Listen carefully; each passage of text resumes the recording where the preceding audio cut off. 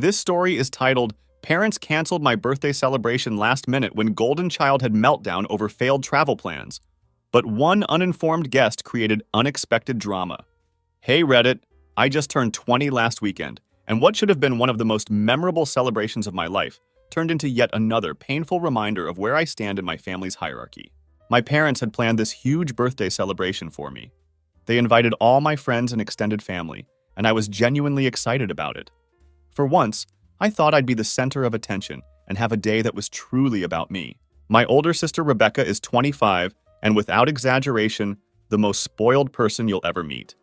She wasn't even supposed to be home for my birthday, which would have made the day absolutely perfect.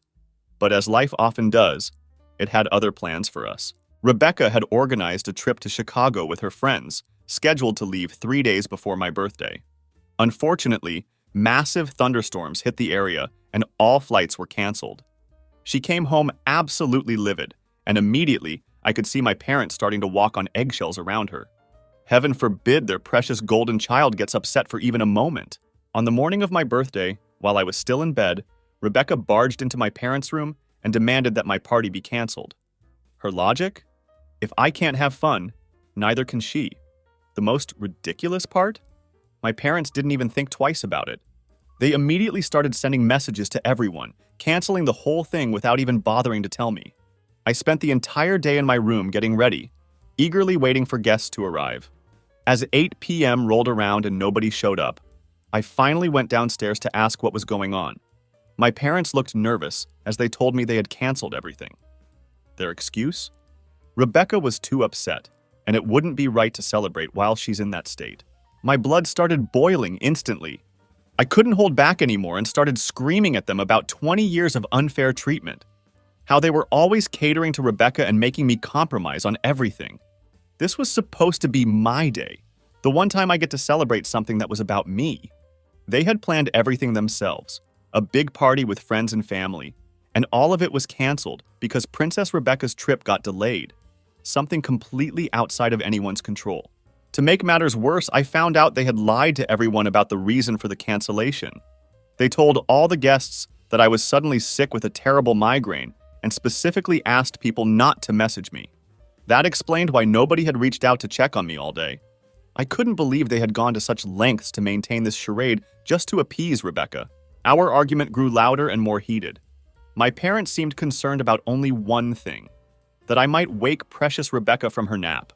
Their obvious priority made me even more furious, and I couldn't hold back anymore. All the years of resentment came pouring out. Rebecca finally came downstairs, clearly annoyed by all the noise I was making. Without hesitation, she took my parents' side, claiming they had done nothing wrong. She actually admitted, right to my face, that she had told them to cancel the party because she couldn't bear seeing anyone celebrate while she was so upset. According to her twisted logic, it would have been heartless to have a party under such terrible circumstances as her canceled trip. Then she had the audacity to call me selfish. She claimed I was spoiled for not understanding her feelings, after everything she'd done to ruin my birthday. My blood was literally boiling at this point, and I couldn't control myself anymore. I started cursing at her and completely lost it. In a moment of pure rage, I grabbed her hair and tried to shake some sense into her. Things got physical really quickly, and my parents had to pull us apart. Everyone was screaming and fighting so loudly that we didn't even hear the doorbell ringing. When the shouting finally died down enough for us to hear it, my parents opened the front door to find my grandfather standing there. He's this super intimidating figure in our family. Everyone, including my parents, is afraid of him. The moment he walked in, he demanded to know why there was so much yelling and looked straight at me for answers, since I was the one making the most noise. I usually never tell anyone about how my parents treat me. I always thought it was pointless. But this time was different. I couldn't hold back anymore. I told him absolutely everything. About all the favoritism Rebecca gets, how they canceled my birthday party without telling me, and explained that this wasn't just a one-time thing. I'd been dealing with this kind of treatment my whole life and had finally reached my breaking point. I couldn't take it anymore. As I spoke, I watched my grandfather's face change from shock to pure fury. Within seconds, grandfather started scolding my father. That's when all the truth came out, and I discovered things I never knew before. It turned out grandfather had been supporting my parents financially for years, as they'd been struggling with their restaurant business. He'd been sending them money every month, and even my birthday party was funded by him. Grandfather was absolutely livid.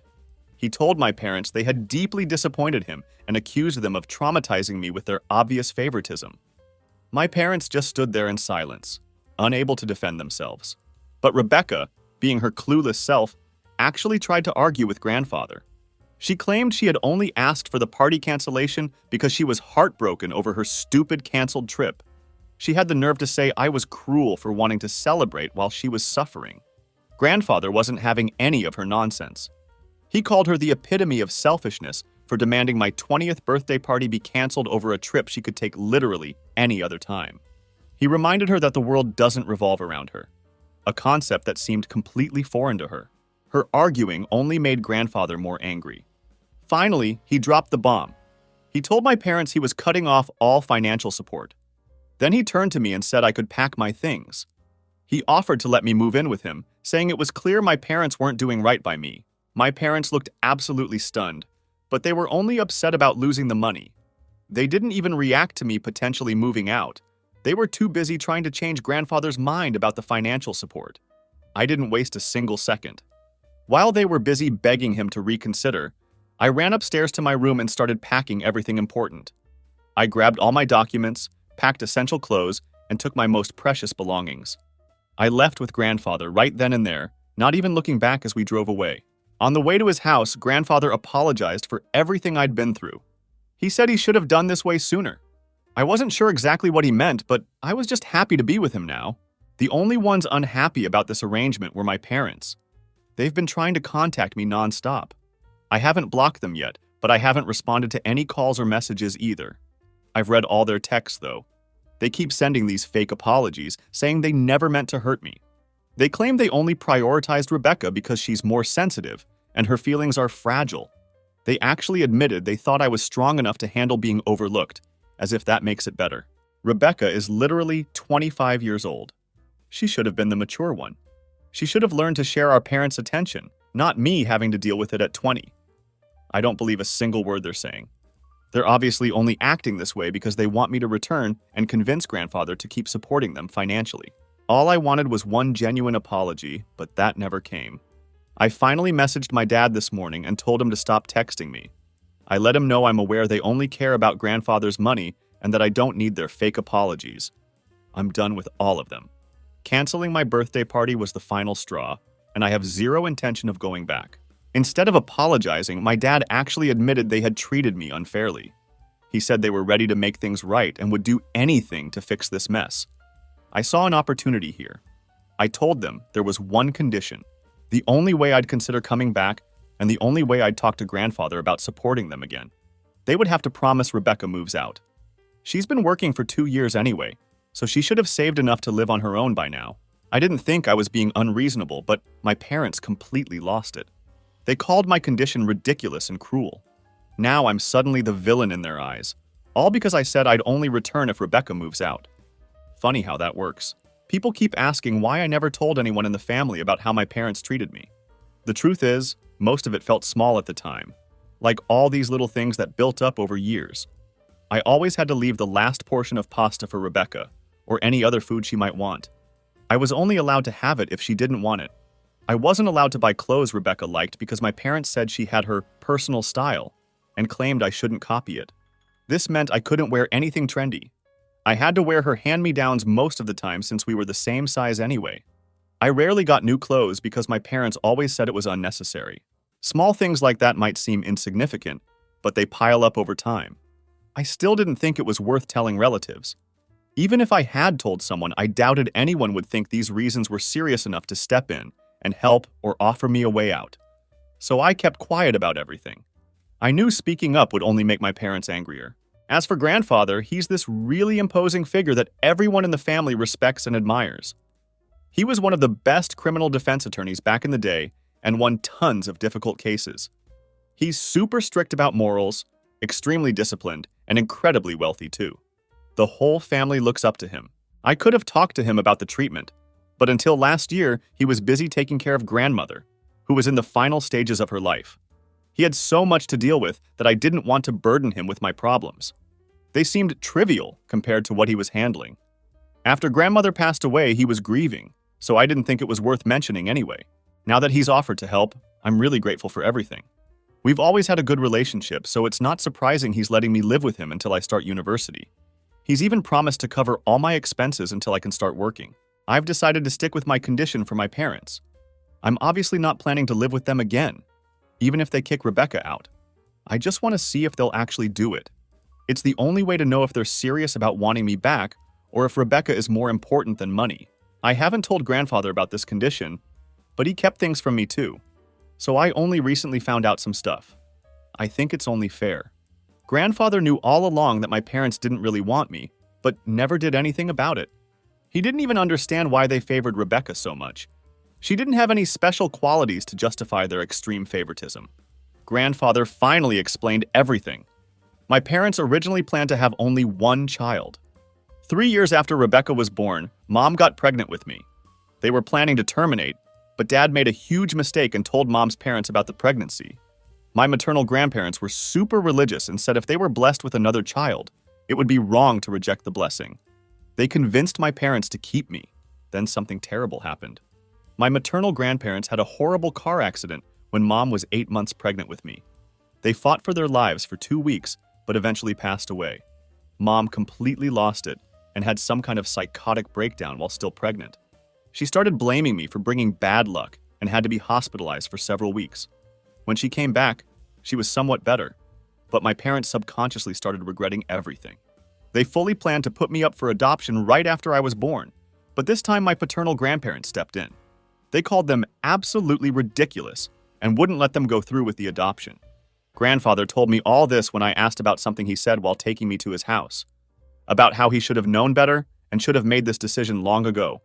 Now I understand what he meant, and I totally agree he should have done something sooner. Now that I know the real reason why they treated me differently, I know I'll never go back to them. The way I'm treating them now is completely justified. They punished me for years over something that wasn't even my fault. At least I'm better than that. I'm holding them accountable for things that actually are their fault.